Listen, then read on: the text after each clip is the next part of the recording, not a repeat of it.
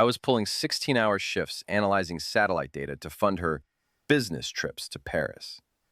Then I ran thermal analysis on her photos. She never left our zip code. The satellite feed refreshed at exactly 14:32:07 UTC, and I adjusted my monitor for the third time this morning. Heat signatures bloomed across the classified Middle East operation display, white-hot vehicle engines cutting through the desert like fireflies against black sand. Each pixel represented real intelligence that could save lives. I rubbed my eyes behind wire-rimmed glasses and reached for my coffee. Cold again. 15-hour shifts were becoming routine at the facility.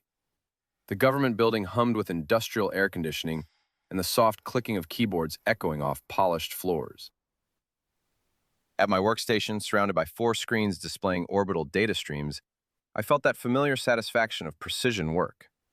My Level 3 security clearance badge hung from my neck, a reminder of the $180,000 annual benefits package that kept our family comfortable.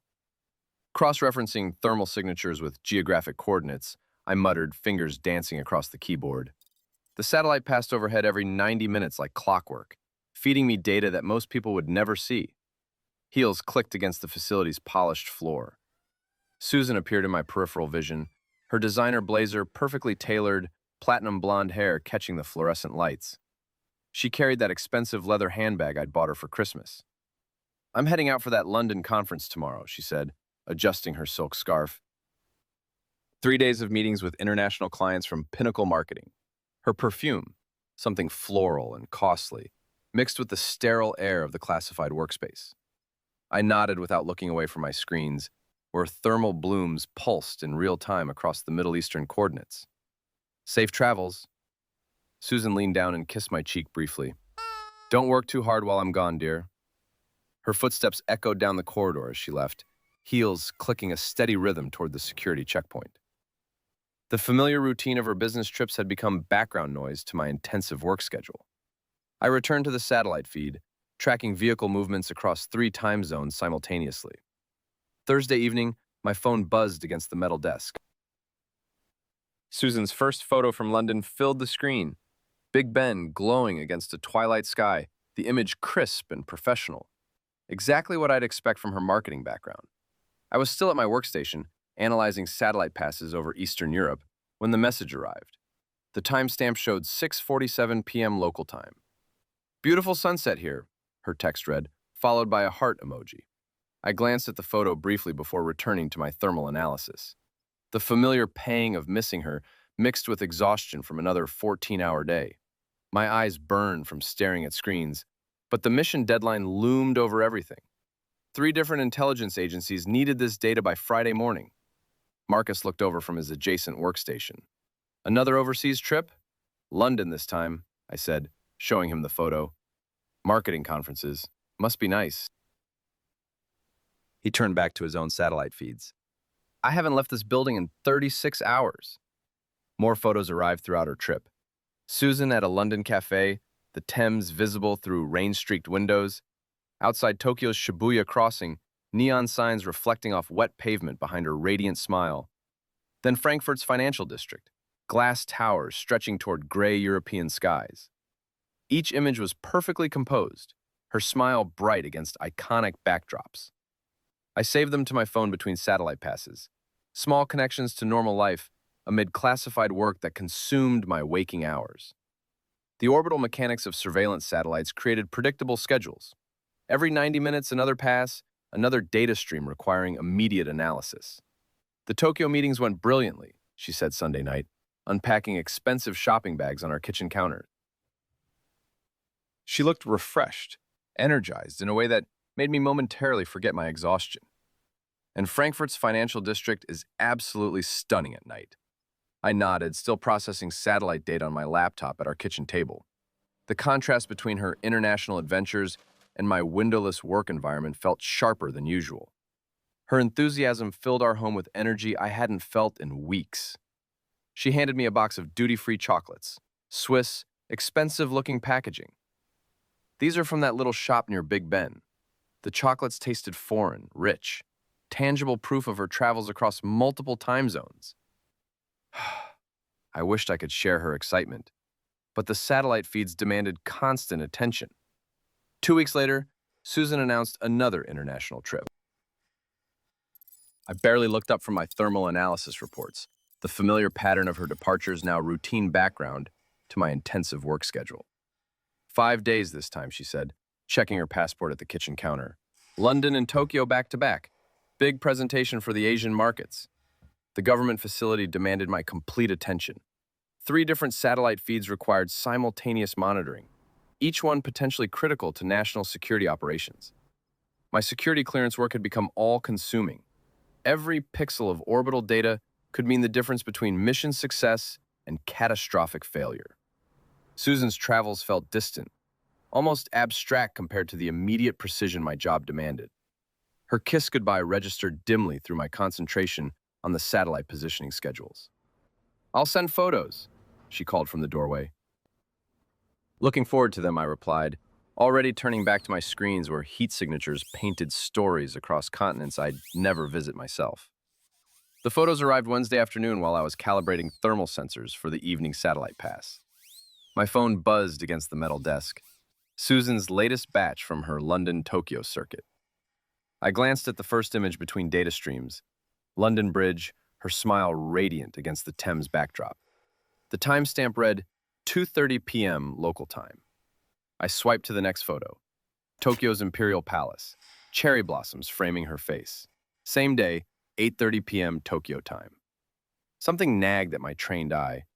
Years of analyzing sun angles for intelligence work had made me instinctively notice illumination patterns. The lighting in the London photo seemed wrong. Too harsh for afternoon light, shadows falling at angles that suggested early morning sun. My finger paused over the screen. "Carter, we need those thermal readings," Marcus called from across the monitoring station. 2 minutes, I replied, unable to look away from Susan's photos. The Tokyo image bothered me more. The shadows indicated late afternoon sun, but the timestamp claimed evening. For someone who calculated solar positions daily, these discrepancies felt like alarm bells.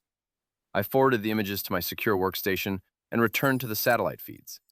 But throughout the afternoon, Susan's photos kept pulling at my attention like an unsolved equation. That evening, I opened her photos on my high-resolution work monitor, the same screen I used for satellite imagery analysis. The metadata was clearly visible. GPS coordinates, camera settings, exact timestamps down to the second. My pulse quickened. The London photo, supposedly taken at 2:30 p.m., showed shadows falling at a 37-degree angle from vertical. At that time of day in October, London shadows should fall at 52 degrees. The math was wrong. The Tokyo image was worse. The timestamp claimed 8:30 p.m., but the shadow geometry indicated 4:15 p.m. local time. 4 hours off. I leaned back in my chair, the familiar thrill of discovering deception in data washing over me. This was what I did, find lies hidden in pixels and coordinates. But this time the lies were coming from my own wife. Cross-referencing the photo timestamps with my orbital satellite revisit schedules, I felt my stomach drop. The London photo was taken during a window when 3 different reconnaissance satellites had clear views of that exact location. My security clearance gave me access to historical satellite imagery. The realization hit like ice water. I could verify her exact location using the same thermal and optical analysis I applied to foreign targets. My hands shook slightly as I opened the classified satellite database.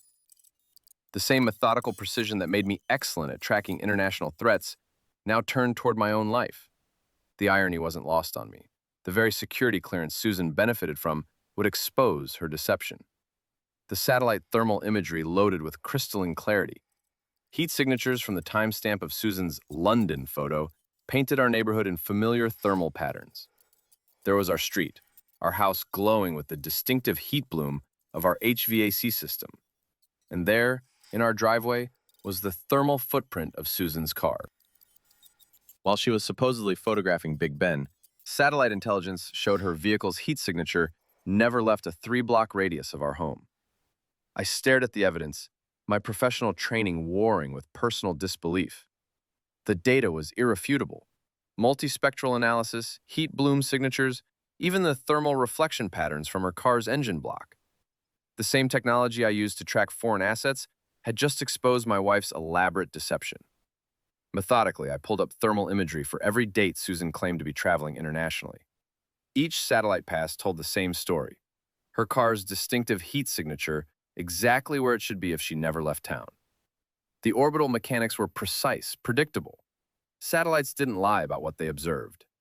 My throat felt dry as I realized the scope of her fabrication. Years of supposed business trips, all meticulously documented by the same surveillance technology I operated daily. The weight of discovery settled over me like familiar analytical calm. I saved the satellite imagery to an encrypted folder, my government training automatically kicking in for evidence preservation. The thermal signatures, GPS metadata, and orbital timestamps created an unshakable foundation of proof. Susan's deception wasn't just personal betrayal. It was a puzzle I could solve with the same methodical precision I applied to national security threats. My security clearance, the very benefits she enjoyed, would become the tool that exposed her lies.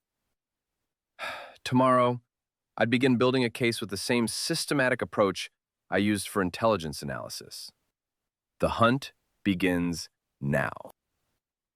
The thermal infrared bands on my monitor told a story Susan never intended me to read. Monday morning, 0847 hours, I loaded her Bangkok temple photo into the multispectral analysis software, the same system I used to identify weapons caches in satellite imagery. My fingers moved across the keyboard with practiced precision, adjusting wavelength filters while the coffee machine gurgled in the break room behind me. The building materials lit up like a Christmas tree in false color. Concrete and steel signatures blazed red and orange across my screen, not the traditional Thai wood and stone Susan had described in vivid detail over dinner.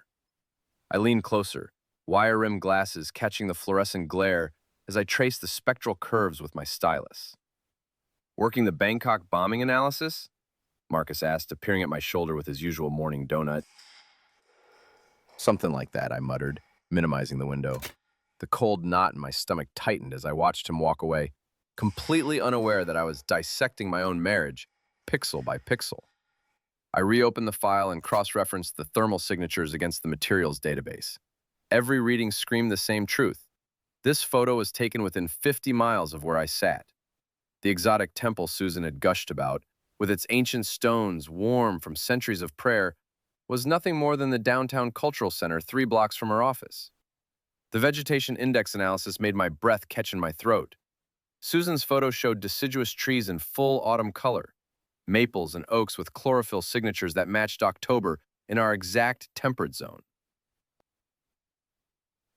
I pulled up the botanical spectral database, my coffee growing cold as the evidence mounted like a prosecution case. Bangkok's tropical vegetation would show completely different readings. Evergreen canopies with higher near-infrared reflectance, different chlorophyll absorption patterns, moisture content that screamed Southeast Asian monsoon climate.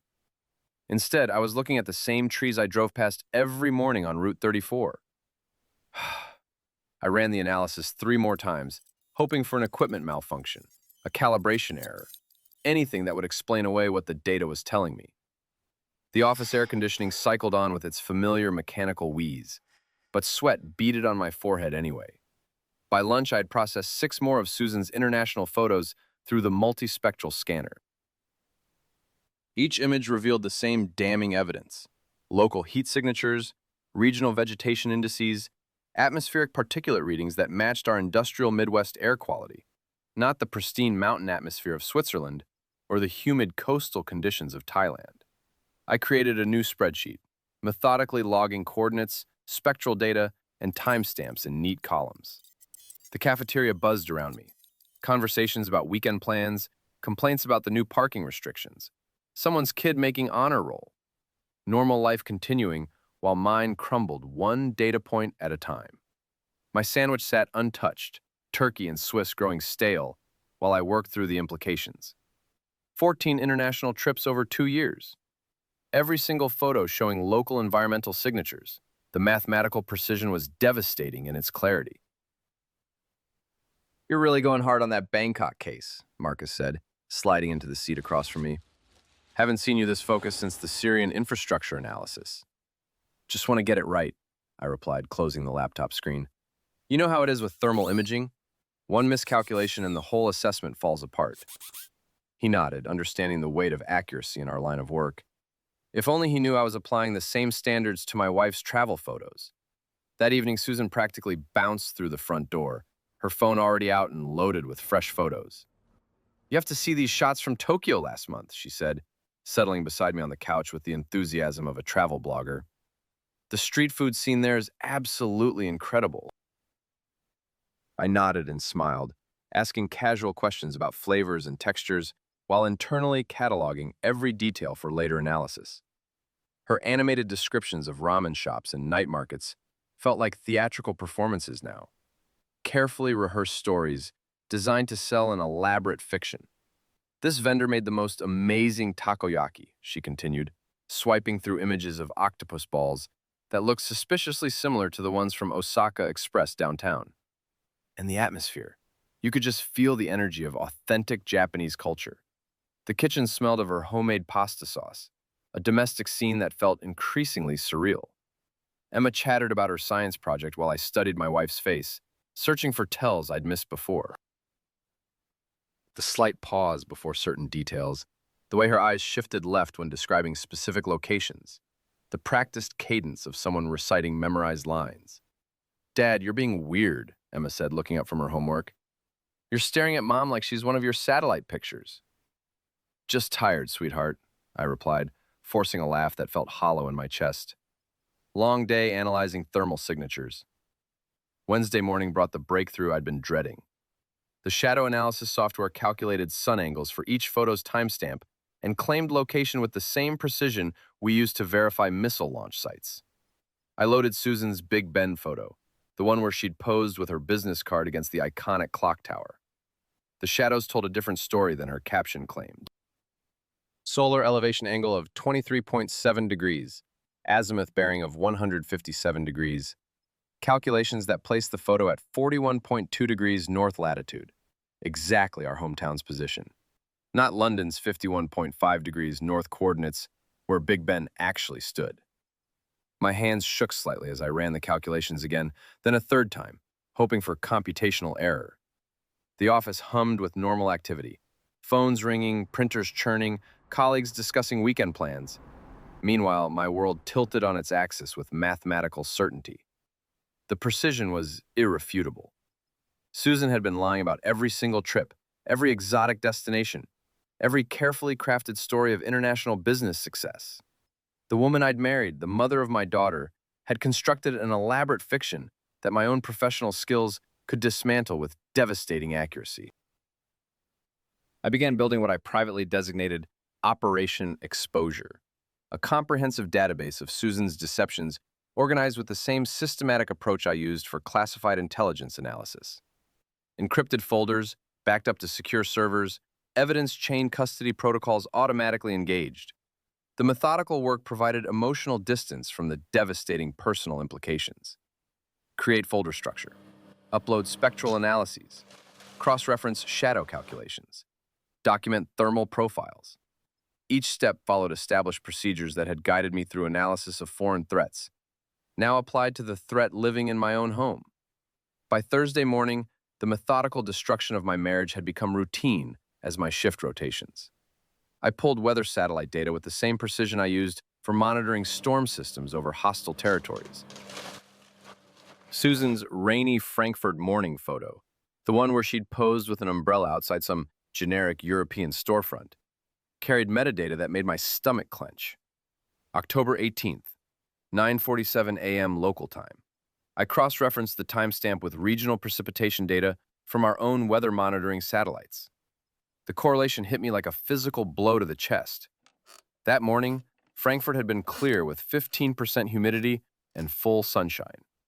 But our region, our exact zip code, had experienced its only precipitation event of the week. A brief thunderstorm lasting 47 minutes, from 9:23 to 10:10 a.m.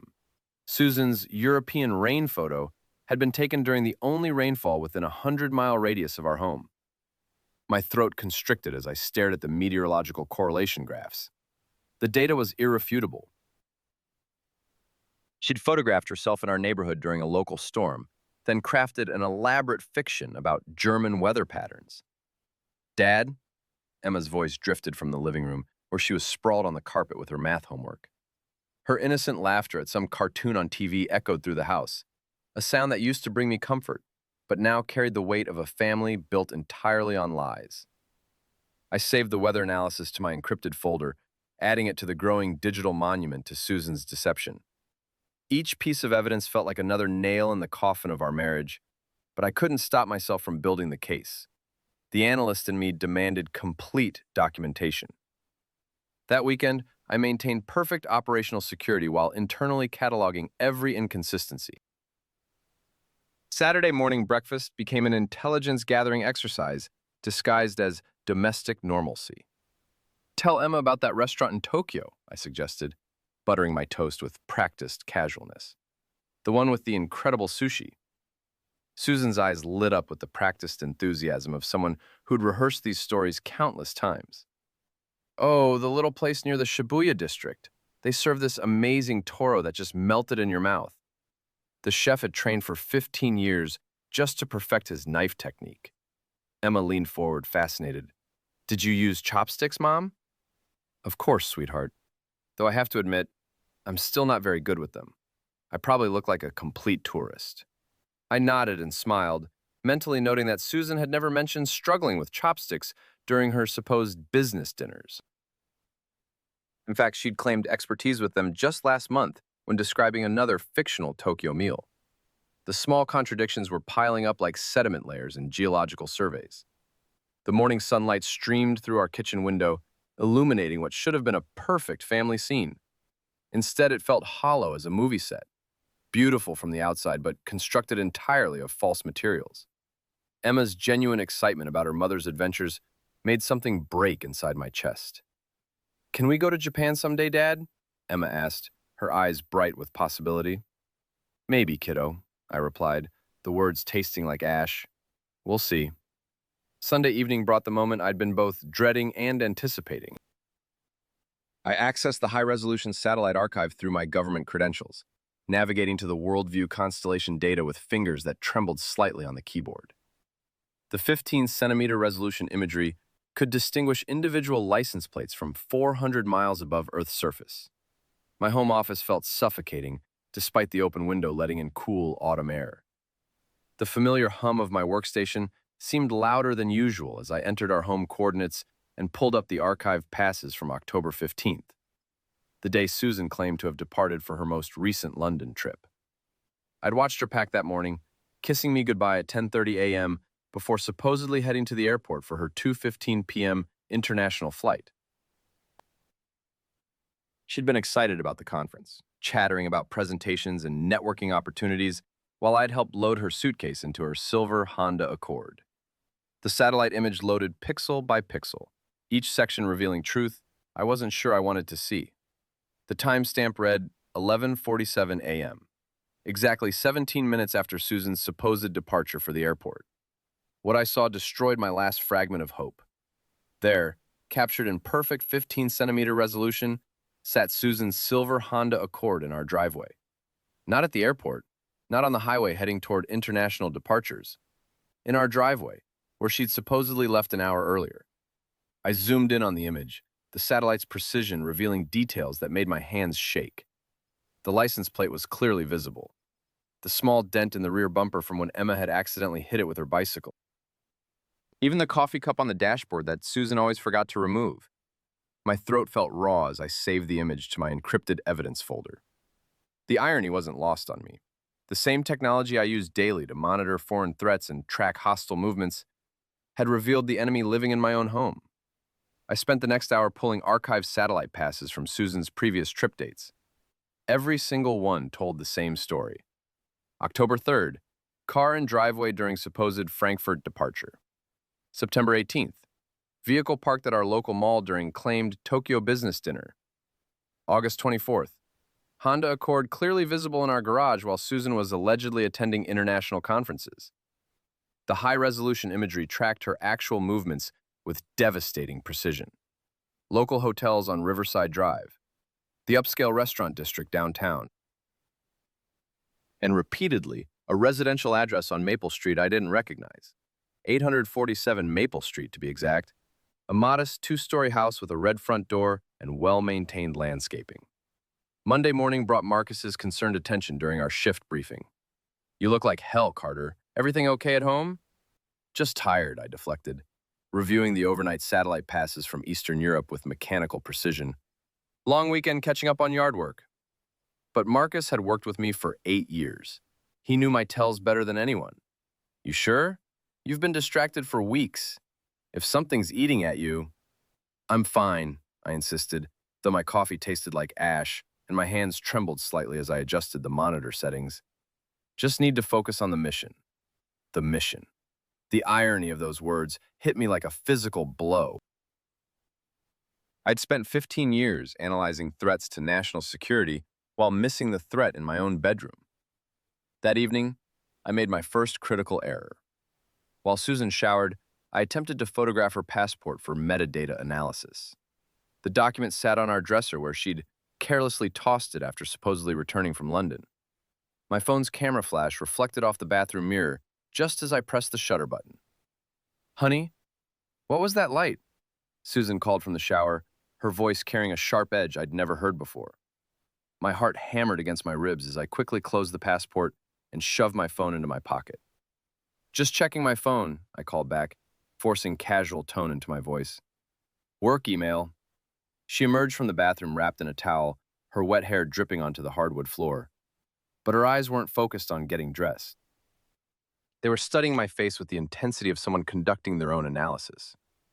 "Everything okay, honey?" she asked, tilting her head slightly. "You seem tense lately." The hunter had become the hunted. I could feel the shift in our dynamic like a pressure change before a storm. Susan's survival instincts were engaging, and I realized my investigation might have just been compromised. "Just work stress," I replied, meeting her gaze with what I hoped was convincing normalcy. "You know how it is with the security clearance reviews coming up." She nodded slowly, but her eyes remained calculating. "Of course, I understand completely." But as I watched her towel off and begin getting dressed, I knew something fundamental had changed between us.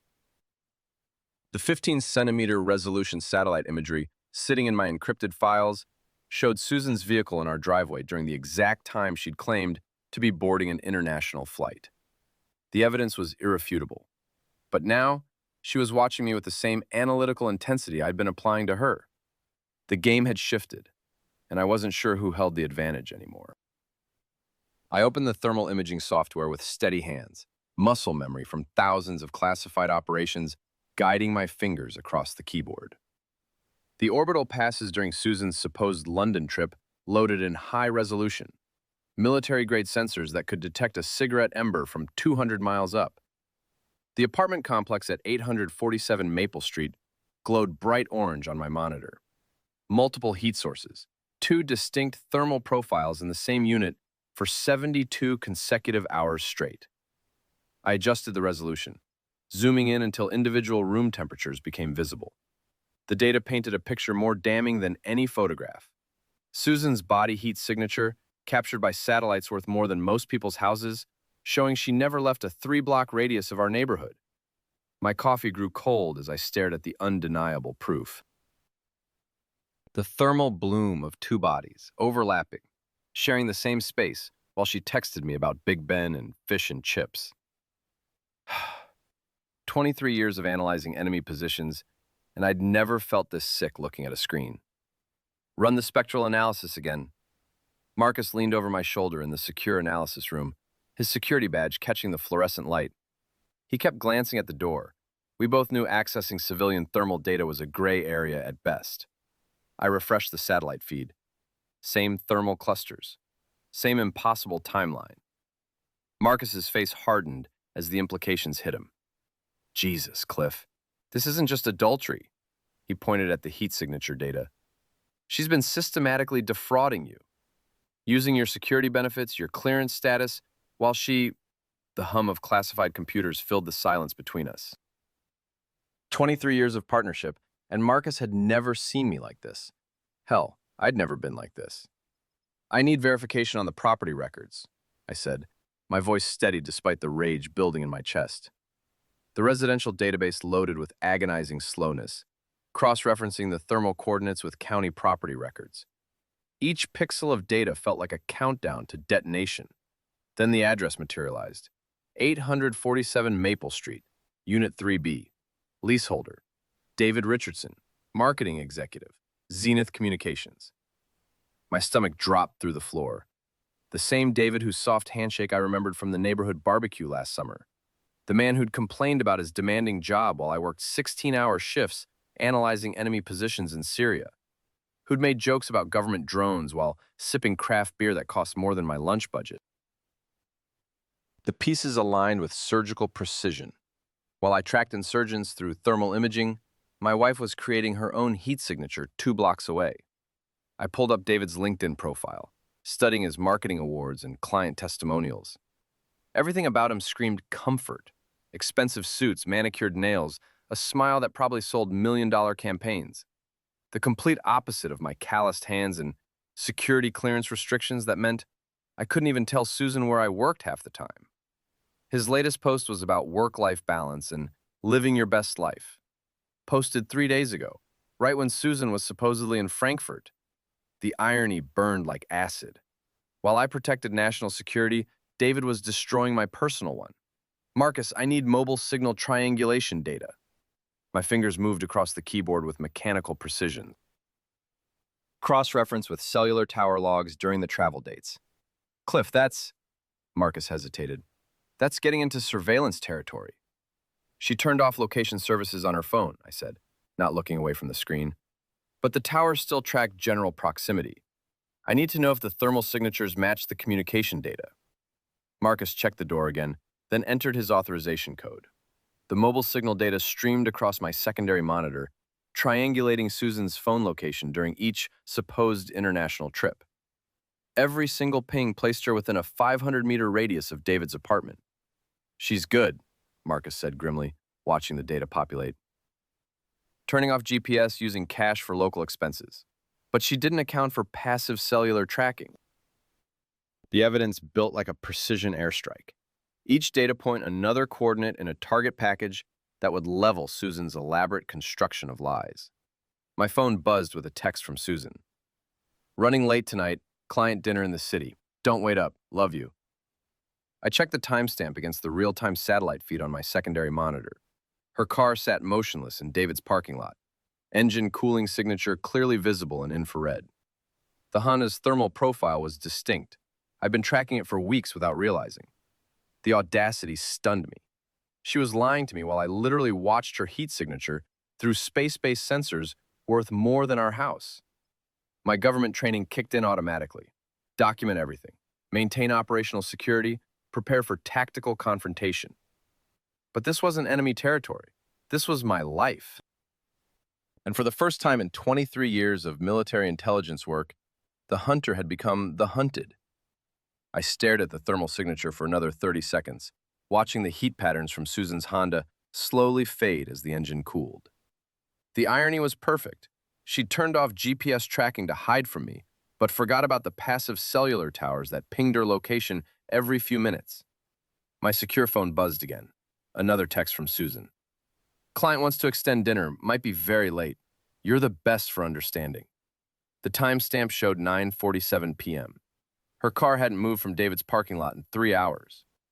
Marcus leaned over my shoulder, studying the real-time feed. She's getting sloppy.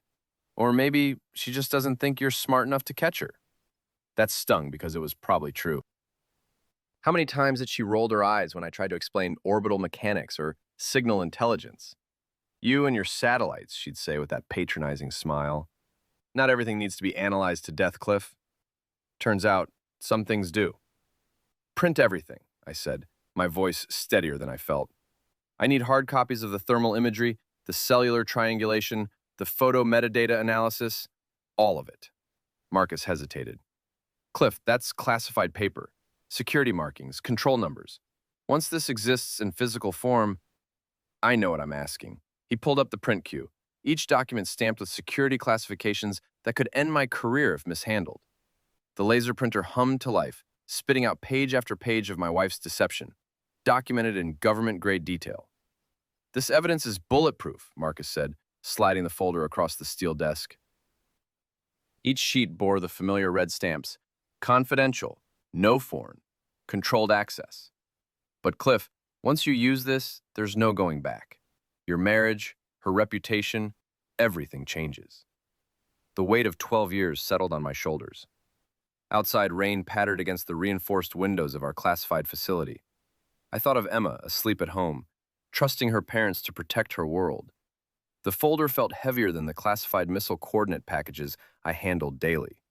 My phone rang. Unknown number. Mr. Carter? This is Brian Kellerman. Jennifer gave me your contact information. The private investigator's voice was gravelly, professional. I'd called him during my lunch break, needing someone who understood operational security. I need surveillance on 2 individuals, I said, stepping away from Marcus. Government contractor work, so this stays compartmentalized. Understood. Digital dead drop for reports, encrypted communications only. What's the operational timeline? I provided David's address and Susan's schedule, treating my marriage like a military operation requiring tactical precision. The professional distance comforted me. No emotions, just facts and evidence collection. Initial surveillance package will be ready in 48 hours, Brian said. Fair warning, domestic cases get messy fast. You sure you want to see what's behind the curtain? I've been looking at satellite imagery for 23 years. I'm used to seeing things people don't want me to see. After hanging up, I pulled up the parking garage security footage that Marcus had accessed through municipal traffic systems. The timestamp showed 6:47 p.m., October 15th, exactly when Susan claimed to be boarding her flight to Frankfurt. There she was, silver Honda, entering David's apartment complex.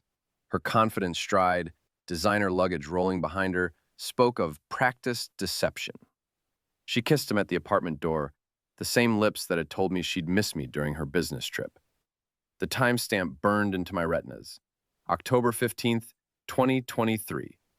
The night she said she loved me before leaving for Germany. I watched the footage 3 times, memorizing every detail. The way she touched his face, how naturally she fit under his arm. The casual intimacy of 2 people who'd done this 100 times before. Marcus cleared his throat. Internal security flagged unusual satellite data requests on your workstation. Tom wants to see you first thing tomorrow. My blood turned to ice water. Tom was our security supervisor, the man who could revoke my clearance with a phone call. If he discovered I'd used classified resources for personal matters, my career died instantly. What exactly did they flag? I kept my voice level, but my hands were shaking as I closed the surveillance footage. Repeated thermal analysis of residential areas, mobile signal triangulation requests, satellite imagery downloads of non-operational zones. The pattern analysis software marked it as potential security violation. Susan's deception could cost me everything: my career, my security clearance, my ability to provide for Emma. 23 years of military intelligence work destroyed because I caught my wife cheating. The hunter had just become the hunted, and Susan didn't even know she was winning. My phone buzzed with another text. Home by midnight, promise. Love you so much. I looked at the real-time thermal feed. Her car was still there, engine signature long since faded to ambient temperature. She'd been inside David's apartment for 4 hours. The evidence folder sat on my desk like a loaded weapon. 12 pages of classified analysis proving my wife was a liar. But using it meant destroying myself in the process. Outside, the rain kept falling on the reinforced glass, each drop like the sound of my life coming apart. The rain drummed against the reinforced windows of my secure analysis room, each drop creating tiny thermal blooms on the glass that my trained eye automatically cataloged. 6:47 a.m. I sat surrounded by 3 monitors displaying orbital data, thermal signatures, and shadow analysis charts. The same technology I used to track enemy movements, now focused on my own marriage's destruction. The evidence folders were organized in chronological order on my desk, each manila tab marked with precise timestamps and GPS coordinates. 23 years of marriage reduced to data points and satellite imagery. My coffee had gone cold hours ago, but my hands remained steady on the keyboard. The door to my home office creaked open. Susan entered carrying her morning coffee, face still puffy from sleep, platinum hair slightly mussed. She wore her silk robe, the expensive one she claimed to have bought in that Tokyo airport gift shop. The one that thermal analysis proved was purchased at the downtown mall 3 blocks from David's apartment. "You're up early," she said, settling into the chair across from my desk. Her voice carried that practiced warmth she used with clients, but I could see the calculation behind her eyes.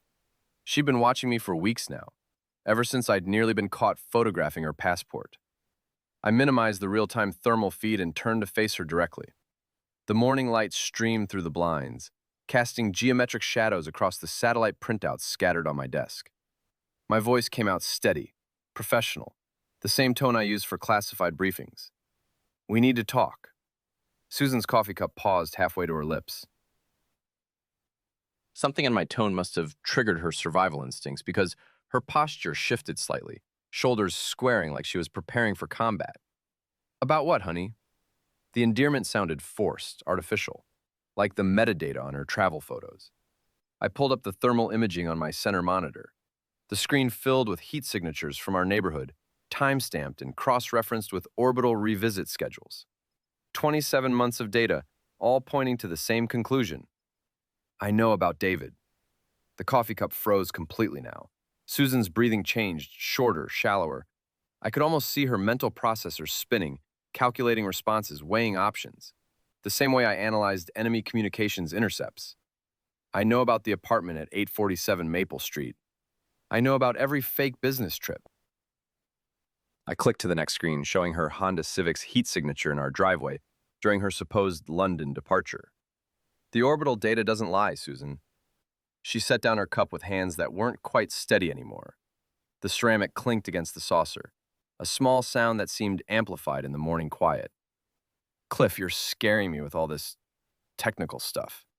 Her voice wavered between confusion and growing panic. "Can we just talk like normal people, without all the satellites and computers?" Normal people. As if 23 years of my analytical precision hadn't kept this family fed, housed, and secure. As if my security clearance wasn't worth $180,000 annually in benefits she'd been happy to enjoy. I methodically clicked through timestamps, orbital revisit schedules, and shadow geometry calculations. Each screen transition was deliberate, measured.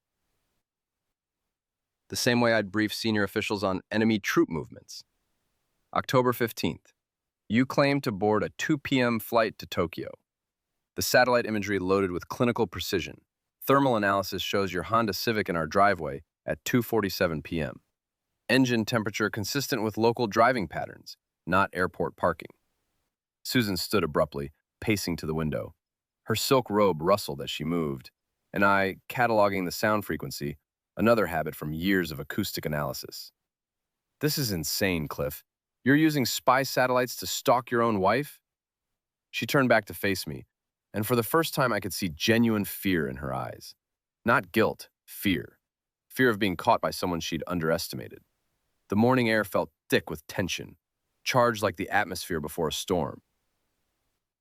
My fingers remained steady on the keyboard, muscle memory from countless hours analyzing data that could determine life or death for field operatives. Now those same skills were determining the death of my marriage.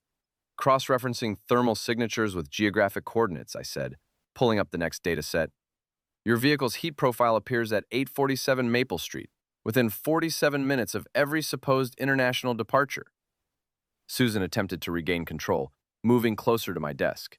Her perfume, the expensive French one she claimed to buy during her Paris layovers, filled the space between us. Department store perfume, according to the chemical analysis I'd run on her pillowcase. "Honey, I think the stress of your job is making you paranoid." Her voice took on that condescending tone she used when explaining her complex international business to me. "Maybe we should see a counselor? Someone who can help you understand that not everything needs to be analyzed like a military operation." I pulled up the mobile signal data on my third monitor. Cellular tower triangulation formed clear patterns across our neighborhood map, each data point representing another lie, another deception. Your phone pinged cell towers within a 3-block radius during every supposed international trip. The data visualization painted an undeniable picture. Signal strength analysis indicates you never traveled beyond the municipal boundaries. Susan's face drained of color as she stared at the screen. I could see her realizing the methodical precision of my investigation, the futility of arguing with orbital mechanics and electromagnetic physics. The room felt smaller suddenly, the walls closing in around her elaborate deception. The Bangkok temple photo, I continued, opening another file. Multispectral analysis reveals vegetation indices consistent with municipal landscaping, not tropical flora. Shadow geometry indicates 42.3 degrees north latitude, our exact location. The silence stretched for 37 seconds. I counted automatically, a habit from satellite timing protocols where milliseconds could mean the difference between successful intelligence gathering and mission failure. Susan slumped into the chair, her shoulders sagging in defeat. The practiced sophistication she wore like armor was cracking, revealing something smaller and more desperate underneath. "How long have you known?" she whispered. "Since I applied thermal analysis to your travel photos 3 weeks ago. I minimized the satellite windows, the screens going dark one by one. The heat signatures were wrong. Everything was wrong." The morning sun had shifted during our conversation, and the shadow patterns on my desk now matched the orbital calculations perfectly. My wedding ring caught the light as I reached for the manila folder Jennifer had prepared. Divorce papers, asset protection documents, custody arrangements. Susan's composure crumbled completely. Tears started streaming down her face, cutting tracks through her carefully applied makeup. The photos from London, Tokyo. "I was actually there, Cliff. Your satellites must be wrong. Technology makes mistakes." I shook my head, pulling up the metadata analysis one final time. The numbers filled the screen. GPS coordinates, timestamp discrepancies, thermal inconsistencies. 27 months of systematic deception laid bare by the same technology that tracked enemy movements across 3 continents.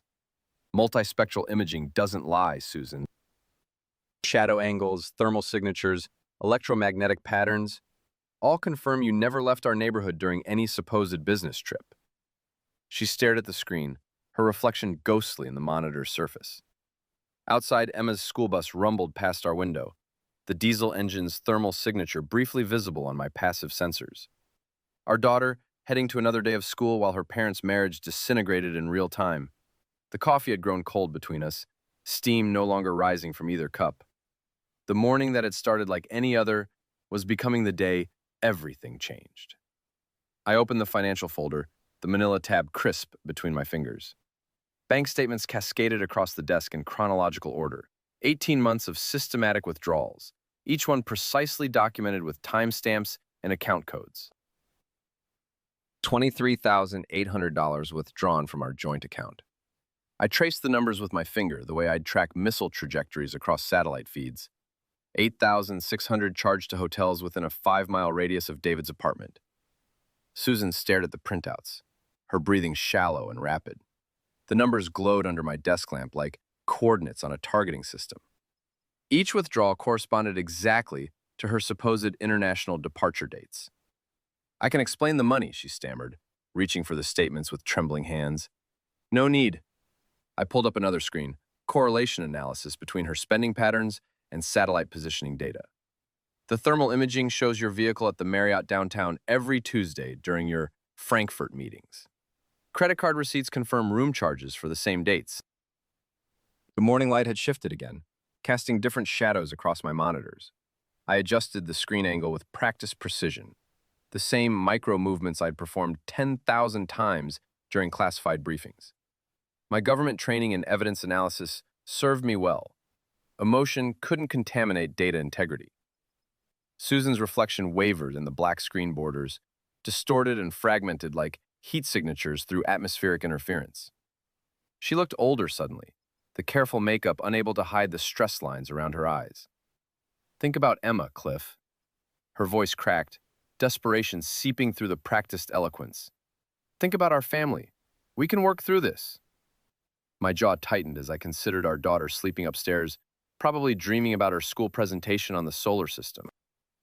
Emma, who still believed her mother traveled the world for important business meetings, who drew pictures of London bridges and Tokyo temples based on Susan's fabricated stories. I am thinking about Emma. I minimized the financial data, the screens going dark one by one, That's why I'm keeping the house and my security clearance.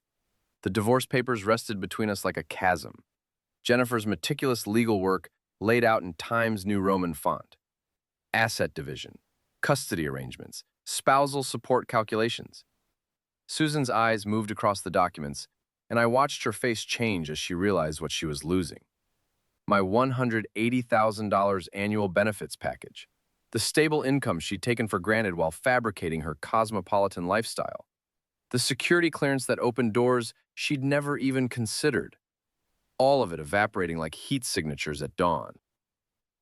The room felt arctic, despite the morning warmth streaming through the windows. My coffee had gone completely cold, a thin film forming on the surface like ice on a radar dish. With mechanical precision, I slid the divorce papers across my desk. The sound of paper on wood seemed amplified in the silence, a whisper that changed everything. Jennifer filed these yesterday. You have 30 days to respond. Susan's hands trembled as she lifted the documents, her manicured nails stark against the white paper. She read slowly, lips moving slightly as she processed the custody arrangements. Emma would stay with me during the week, visit her mother on weekends. The house would remain in my name, stable environment for our daughter. You get half the house equity, I continued, my voice carrying no emotion, pure analytical reporting. But the house stays with Emma and me. The satellite imagery still glowed on my secondary monitors, digital proof of her deception frozen in orbital time. Thermal signatures that couldn't lie, timestamps that revealed truth with mathematical precision. She stared at the screens, finally understanding the scope of evidence I'd compiled. You planned this, she whispered. How long have you been watching me? Since the shadow angles didn't match your Bangkok photos. 15 weeks, 3 days, 7 hours of data collection. I pulled up the master file, a comprehensive timeline of her movements, cross-referenced with orbital passes and cellular triangulation. You underestimated the methodical intelligence of the man you dismissed as just a blue-collar analyst. Susan stood slowly, her legs unsteady like a satellite losing orbital stability. The designer blazer that had looked so professional this morning now seemed like costume jewelry, expensive but ultimately worthless. I never meant for it to happen this way, she whispered, moving toward the door. I didn't look up from my monitors, already returning to my work routine. The classified imagery from overseas installations waited in my queue. Real intelligence work that mattered beyond suburban deception. Orbital mechanics don't account for intentions, I replied quietly, fingers finding their familiar positions on the keyboard. Only trajectories and impact points. She paused at the threshold, her silhouette stark against the hallway light. The morning sun created geometric patterns on the floor, shadows that would shift predictably as the Earth continued its rotation. Unlike human behavior, celestial mechanics never disappointed. Cliff, she started, then stopped. What was there to say? The data spoke for itself. The satellite data continued its silent testimony on the screens behind me, green thermal signatures pulsing like electronic heartbeats. I heard her footsteps in the hallway, then the front door closing with a soft click that resonated through the house's foundation. After Susan left, I sat alone with the hum of computer fans and the distant sound of Emma getting ready for school upstairs. Her alarm clock played some pop song I didn't recognize, muffled through the ceiling. Normal 12-year-old sounds in a house that would never be normal again. I closed the surveillance windows and opened my regular work files. Classified imagery from overseas installations that required immediate analysis. The transition felt natural. Betrayal and enemy analysis required the same methodical approach. Pattern recognition, data correlation, threat assessment. The skills transferred seamlessly. My coffee had gone cold hours ago, but my hands remained steady on the keyboard. Outside, Susan's Honda Civic started in the driveway, the same vehicle the satellites had tracked for months. The engine's thermal signature would be visible on passive sensors for another 37 seconds as she drove away. I didn't look up from my screens. 3 hours later, Emma bounded into my office before school, backpack slung over her shoulder and hair still messy from sleep. The morning light caught the constellation stickers on her folder: Orion, Cassiopeia, the Big Dipper arranged with 12-year-old precision. Dad, why was Mom crying? Her voice carried that particular concern children have when adult problems seep into their world. I saved my work and turned to face her, pushing back from the desk that had become ground zero for my marriage's destruction. Emma's eyes were Susan's eyes, but clearer somehow, honest in a way her mother had forgotten how to be. Sometimes adults have to make difficult decisions, I said gently, pulling her into a hug that smelled like strawberry shampoo and childhood innocence. Through the window, I could see the orbital path where the next reconnaissance satellite would pass overhead in 47 minutes. The precision of celestial mechanics offered more comfort than human relationships ever could. Satellites followed predictable trajectories, transmitted data without deception, maintained their assigned positions with mathematical certainty. Emma hugged me tighter, her small arms fierce with protective love. "Are you and Mom getting divorced?" The question hung in the air like coordinates waiting to be plotted. I could lie, fabricate a comforting story the way Susan had done for months. But Emma deserved better than that. "Yes," I said quietly, "but you'll always be the most important thing in both our lives." She nodded against my shoulder, processing this information with the same methodical approach I taught her for her science projects. My daughter. Brilliant, honest, unafraid of difficult truths. For the first time in months, my world felt properly aligned. The family unit was permanently destroyed. Susan's deception had cost us everything we'd built together. But Emma and I would navigate this new trajectory together. Like binary stars locked in stable orbit, we'd find our own path through the darkness. The morning satellite pass began right on schedule, and I held my daughter close as the invisible eye in the sky continued its eternal watch over our small corner of the world.